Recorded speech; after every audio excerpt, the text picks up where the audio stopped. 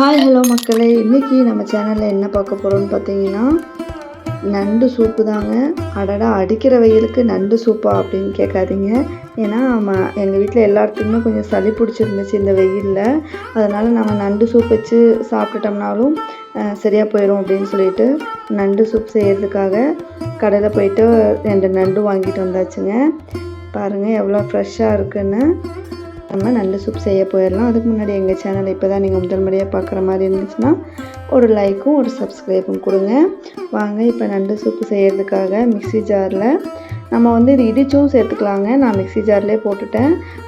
ஒரு டீஸ்பூன் அளவுக்கு குருமிளகு சேர்த்துக்கிட்டேங்க. ஒரு 3/4 டீஸ்பூன் அளவுக்கு சீரகம் சேர்த்துக்கிட்டேங்க. கூட ஒரு 10 சின்ன வெங்காயம் சேர்த்துக்கிட்டேங்க. ஒரு 5-6 பல்லு பூண்டு இருக்குல்லங்க, அதையும் சேர்த்துக்கிட்டேங்க. ஒரு விரல் அளவுக்கான இஞ்சி சேர்த்துக்கிட்டேங்க. எல்லாம் போட்டு மிக்ஸி ஜாரில் ஒரு கிரைண்ட் பண்ணிவிட்டு வந்துடலாங்க. ரொம்ப சன்னமாக அரைக்கக்கூடாது. ஒரு அரைப்பதமாக அரைச்சி எடுத்துகிட்டு வந்துக்கலாங்க. அடுப்பில் ஒரு குக்கர் வச்சுட்டு அதில் 1 டீஸ்பூன் அளவு கடலெண்ணெய் ஊற்றிட்டு நம்ம அரைச்ச சமாச்சாரம் இருக்குல்லங்க, அதை எல்லாத்தையுமே தூக்கி போட்டு நல்லா வணக்கி விட்டுக்கலாங்க.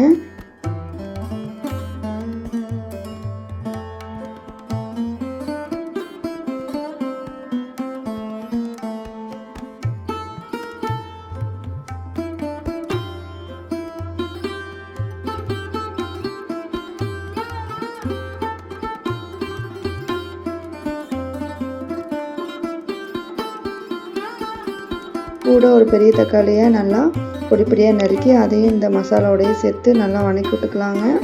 நல்லா இந்த தக்காளியும் இந்த மசாலா எல்லாம் வணங்கி வந்தோடனே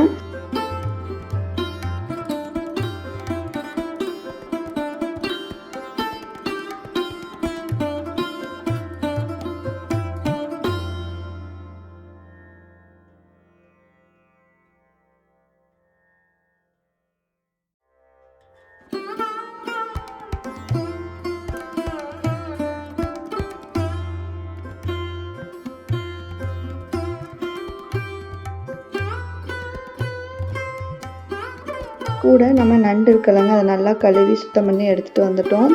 அதையும் போட்டு நல்லா கிண்டி விட்டுலாங்க. கூட ஒரு 1/2 டீஸ்பூன் அளவுக்கு மஞ்சள் தூள் சேர்த்துக்கிறேங்க.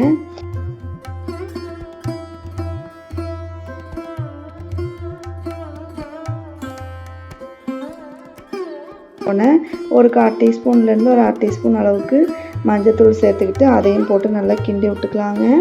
இப்போ தான் நம்ம நம்மளோட தலைவர் பாருங்கள், நண்டு நல்லா சுருங்கி வணங்கி வந்துட்டார். கூட கொஞ்சமாக கொத்தமல்லி தலையும் கருவேப்பிலை தலையும் போட்டு நல்லா சுற்றி விட்டுருங்க. நல்லா இந்த கிரேவியோடைய முதல்ல நல்லா வணங்கி வரணுங்க. உப்பு கொஞ்சம் போட்டுட்டு நல்லா இந்த நண்டை திருப்புன்னு திருப்பி விட்டுருங்க. அதுக்கப்புறம் தான் நம்ம தேவையான அளவுக்கு உங்களுக்கு எந்த அளவுக்கு சூப் வேணுமோ அந்த அளவுக்கு தண்ணி ஊற்றிக்கோங்க.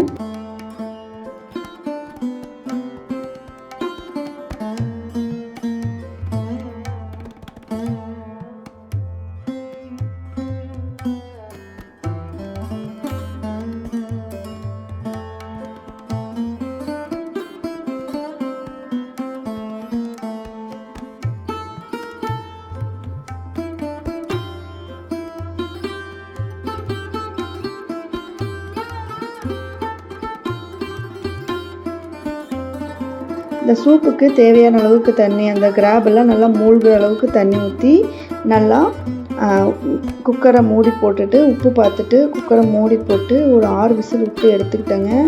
எடுத்துகிட்டு பார்த்திங்கன்னா அற்புதமான கிராப் சூப் தயாருங்க.